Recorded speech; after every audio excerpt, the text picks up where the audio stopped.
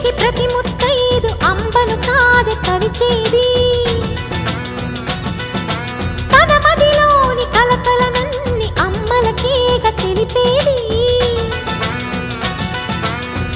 నెలతలే లేకుంటే దేవుడికి నెలవేది భక్తులే రాకుంటే గుడికి ఇక వెలుగేది